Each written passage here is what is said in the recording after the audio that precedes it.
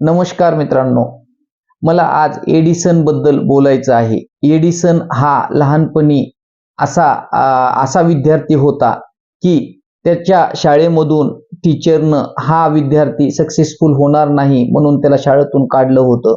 परंतु एडिसनच्या आईनं त्याला सांगितलं की अरे तुझ्या शाळेतून तुला काढलं आहे त्याचं कारण असं आहे की तुला शिकवण्याची कुवत असणारा, लायकी असणारा टीचर शाळेत अवेलेबल नाही.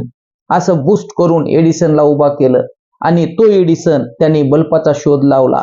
तो एडिसन इतका मोठा झाला आणि त्याला इंटरव्ह्यू मध्ये एका दिवशी विचारलं गेलं की तुम्ही इतका वेळ फेल्युअर झालात तरी तुम्ही बल्बाचा शोध लावलात शेवटी. हे कोणतं गमक होतं, कोणती मेहनत करण्याची तुमच्यात ताकद होती? तर एडिसनचं वाक्य होतं की मी फेल झालो नव्हतो, 10,000 वेळा मी फेल झालो नसून 10,000 वेळा माझं काम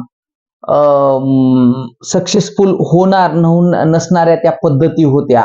म्हणजे 10,000 पद्धतीनं मी बल्ब बनवू शकत नाही म्हणून मी त्या पद्धती इलिमिनेट करून 10,001वी पद्धत ज्यानं बल्ब तयार केला, असा तो एडिसनचं चरित्र वाचण्यासारखं आहे. सर्वांनी वाचा. धन्यवाद.